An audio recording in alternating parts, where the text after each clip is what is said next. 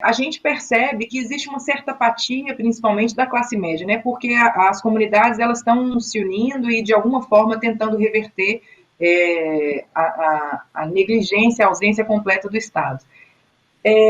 Normalmente as classes médias, né, que têm o poder político mais próximos de si, elas, numa situação como essa, né, a gente vê 100 mil, quase 100 mil mortos, era para a gente estar fazendo alguma coisa, né? Por que a gente não se organiza politicamente para tentar mobilizar uma certa mudança de direcionamento no enfrentamento dessa pandemia? Porque eu estou no SUS, né, na linha de frente do combate na pandemia, e eu percebo que parece que nós normalizamos, né, essa ausência.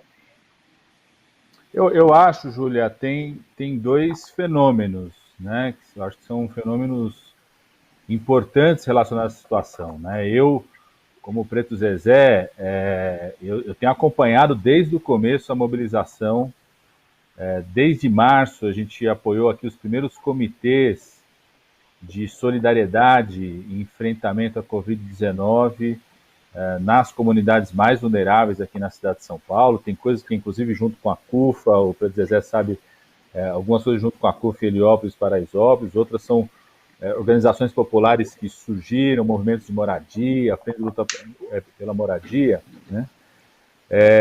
E eu vejo alguns segmentos, eu não acho que dá para generalizar a classe média como uma coisa só, né? Acho que tem alguns segmentos desses setores médios, né? Vamos dizer, os trabalhadores que têm um vínculo permanente estável, que têm uma atuação política, que estão agindo, sim, eu acho que de duas formas. Primeiro, tentando se somar a esse movimento muito importante de solidariedade, de mobilização popular, que surge nas comunidades mais vulneráveis com intensidade enorme. Aliás, viu, Júlia, Pedro Zezé, eu, por exemplo, eu nunca usei o termo fique em casa, porque para mim ele é um termo insuficiente para a realidade brasileira. Eu sempre busquei usar o termo fique numa comunidade protegida, e a gente construir, cobrar do poder público, mobilização junto com a comunidade, com a população, como que a gente pode construir essa comunidade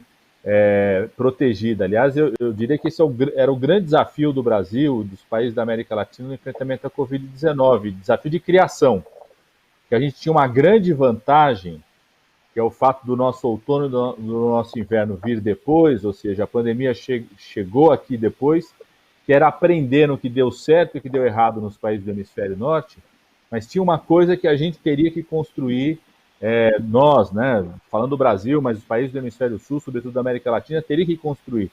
Alguns lugares conseguiram construir, alguns governos locais conseguiram construir, junto com as comunidades, outros não, que é esse conceito, para mim, que é mais amplo de fique numa comunidade protegida.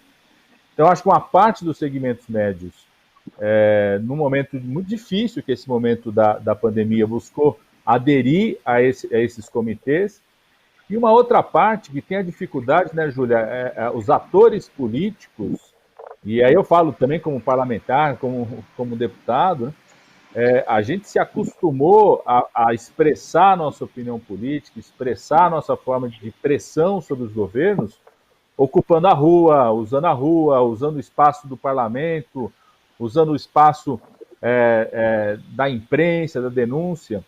E é lógico que esse espaço está reduzido nesse momento, né? Por exemplo, o espaço do parlamento. Eu faço parte da única comissão que continua funcionando, que é uma comissão de enfrentamento à Covid-19. Por exemplo, essa semana nós temos um debate intenso chamando representantes de mulheres, da academia, do movimento de mulheres, de doulas, pessoas obstetrizes, para discutir o tema, né, da mortalidade materna para a Covid-19. Agora, é lógico que um espaço tem dificuldade de repercutir por conta de você não ter a rua para ocupar, você não ter outros espaços que você tinha para ocupar, né? As outras estruturas, digamos assim, tradicionais de luta política no país, que a nossa democracia tão novinha e frágil construiu, também tem suas dificuldades de agir, né? Por exemplo, o movimento sindical. Hoje estão sendo realizados atos no país inteiro dos trabalhadores da saúde na frente de hospitais. Eu aqui às 16 horas, 17 horas, vou vou acompanhar o pessoal aqui no quadrilátero do HC, os trabalhadores da saúde reagindo, questionando, denunciando os 100 mil óbitos, denunciando essa situação, denunciando a sua situação enquanto trabalhadores da saúde. Tem uma expressão que é feita nas redes sociais, eu tenho certeza absoluta, nós estamos para chegar, vai ser amanhã, infelizmente, de hoje para amanhã, no máximo domingo, essa marca de 100 mil óbitos confirmados, tenho certeza absoluta que vai ter uma expressão forte nas redes sociais sobre isso. Eu acho que tem também, de um lado, uma redução dos espaços de atuação, porque nós estamos acostumados a ter espaços, atuação política, pressão política para nós era se juntar, se aglomerar e, infelizmente, nós não podemos fazer isso de forma correta.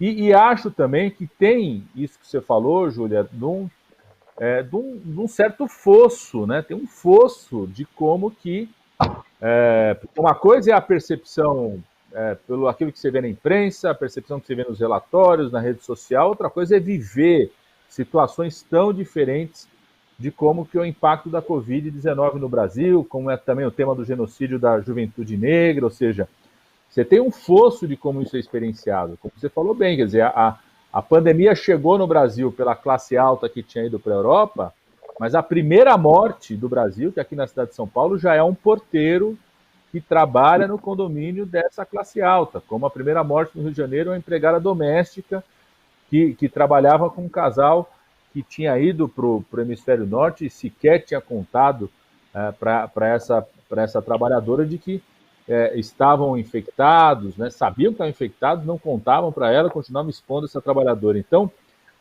também tem um fosso da vivência da situação também, entendeu, Juliano? E que eu acho, eu concordo muito com o início da sua pergunta para o Preto Zezé, que é um fosso também que fez com que alguns governantes tivessem uma postura quando a pandemia pegava os seus médicos, os seus hospitais que eles frequentaram, e passaram a ter outra quando a situação estava mais bem controlada nesses hospitais privados, entre os seus profissionais que cuidam deles, e tinha avançado cada vez mais para a periferia, para a população negra, um impacto muito forte sobre as mulheres, tudo. Então, acho que tem uma combinação de alguns fenômenos, né? Tem um espaço reduzido para a expressão política, daquilo que a gente estava acostumado a ter, mas também eu acho que tem uma vivência, uma experiência que é diferente do quanto que é afetado essa situação. E tem também um pouco, eu ouço muito de muitas pessoas, e o tempo todo nós temos que cutucar para que não desista, que é um pouco uma sensação assim, o que mais que a gente precisa fazer para explicitar esse projeto genocida do presidente Bolsonaro, né? Então a gente, quando tem algumas vitórias, a gente comemora. Por exemplo, eu participei, né? Eu era coautor de um projeto que buscava a proteção da população indígena. Esse projeto de lei foi aprovado, a gente comemorou. Aí o presidente veta, dos 21 artigos ele vetou 16, é o projeto mais vetado na história da República. Aí o pessoal começa a se organizar de novo. Essa semana o STF toma uma decisão exigindo que o governo federal tome medidas. Então também a gente precisa continuar apostando que é possível sim barrar esse projeto genocida liderado aí pelo presidente da República. Qual